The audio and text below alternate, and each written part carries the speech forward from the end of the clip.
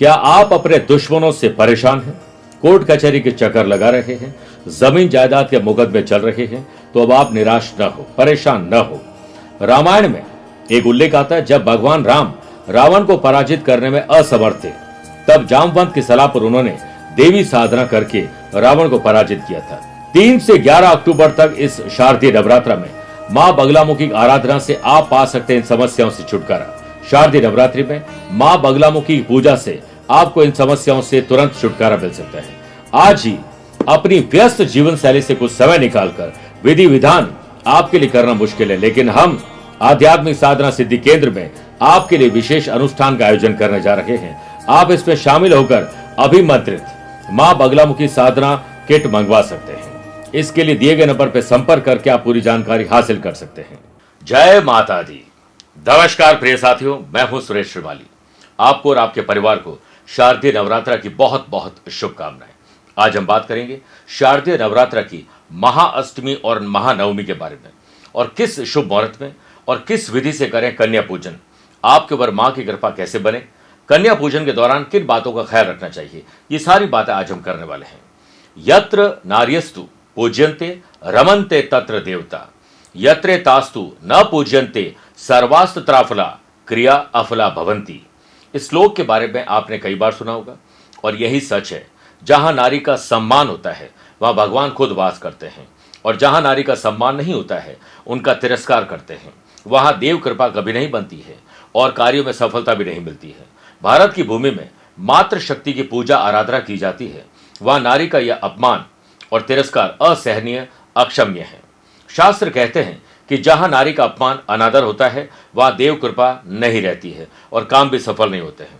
हम सबको सिर्फ नवरात्रि में ही नहीं, जीवन भर महिलाओं, कन्याओं का सम्मान करना आना चाहिए। नारी का सम्मान जीवन को सुखद बना देता है। नवरात्रि में अष्टमी और नवमी के दिन कन्याओं को घर घर आमंत्रित कर भोजन कराया जाता है। भोजन में हलवा, पूड़ी, चने, कई तरह के और पकवान भी खिलाए जाते हैं। इसके अलावा यह भी जानना जरूरी है कि कितनी कन्या बुलानी चाहिए, कितने साल तक की कन्या हो, क्या सावधानी रखनी चाहिए, ये सब कुछ जानना बेहद जरूरी है। सबसे पहले जानते हैं कब करें कन्या पूजन। देखिए, नवरात्रि में कन्या पूजन कुछ लोग दुर्गा अष्टमी के दिन करते हैं, वहीं कुछ लोग दुर्गा नवमी के दिन करते हैं। लेकिन इस वर्ष शारदीय नवरात्र में दुर्गा अष्टमी और दुर्गा नवमी तिथि दोनों ही 11 अक्टूबर को एक साथ है। 11 अक्टूबर को सर्वार्थ सिद्धि योग सूर्य उदय से अर्धरात्रि तक रहेगा। इस दिन लाभ और अमृत का जो शुभ समय है, चौगड़िया जो है, वो सुबह 8:15 से सुबह 10:15 तक रहेगा।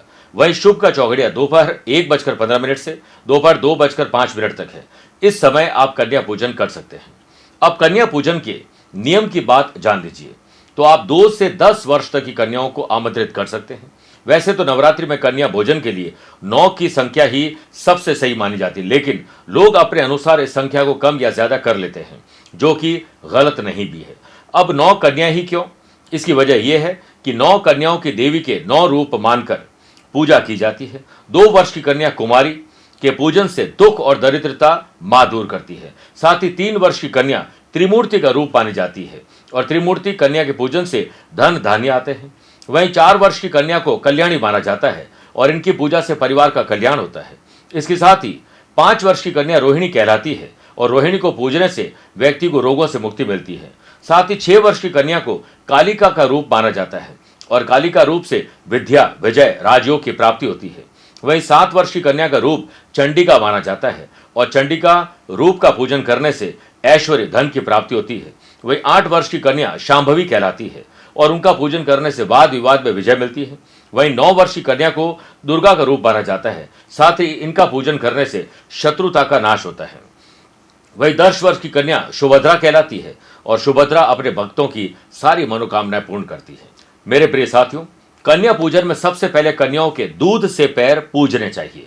चरण पूजा में अक्षत, पुष्प और कुमकुम का प्रयोग करें। इसके बाद भगवती का ध्यान करते हुए मां दुर्गा को भोग लगाएं, फिर कन्याओं को भोजन करवाएं। अब कन्याओं के साथ में 1 या 2 छोटे बच्चों को भी शामिल करिए, लड़कों को भी। ये गणेश और भैरव के रूप में शामिल करना माना जाता है। भोजन के बाद उन्हें टीका लगाकर, यानी तिलक लगाकर, हाथों में रक्षा सूत्र बांधिए। इसके बाद उन्हें कोई उपहार, दक्षिणा देकर इनके पैर छूकर आशीर्वाद लेकर विदा करिए। यदि आपके लिए घर बुलाकर कन्याओं का पूजन कर पाना संभव नहीं है, तो किसी मंदिर में अपनी यथाशक्ति अनुसार भोजन निकालकर दान भी कर सकते हैं। आपको और आपके परिवार को नवरात्रि की बहुत बहुत शुभकामनाएं। इसी तरह स्वस्थ रहिए, मस्त रहिए और व्यस्त रहिए। प्यार भरा नमस्कार और बहुत बहुत आशीर्वाद। क्या आप अपने दुश्मनों से परेशान हैं? कोर्ट कचहरी के चक्कर लगा रहे हैं, जमीन जायदाद के मुकदमे चल रहे हैं? तो अब आप निराश न हो, परेशान न हो। रामायण में एक उल्लेख आता है, जब भगवान राम रावण को पराजित करने में असमर्थ थे, तब जामवंत की सलाह पर उन्होंने देवी साधना करके रावण को पराजित किया था। 3 से 11 अक्टूबर तक इस शारदीय नवरात्र में मां बगलामुखी की आराधना से आप पा सकते हैं इन समस्याओं से छुटकारा। शारदीय नवरात्रि में मां बगलामुखी की पूजा से आपको इन समस्याओं से तुरंत छुटकारा मिल सकता है। आज ही अपनी व्यस्त जीवन शैली से कुछ समय निकालकर विधि विधान आपके लिए करना मुश्किल है, लेकिन हम आध्यात्मिक साधना सिद्धि केंद्र में आपके लिए विशेष अनुष्ठान का आयोजन करने जा रहे हैं। आप इसमें शामिल होकर अभिमंत्रित मां बगलामुखी साधना किट मंगवा सकते हैं। इसके लिए दिए गए नंबर पर संपर्क करके आप पूरी जानकारी हासिल कर सकते हैं।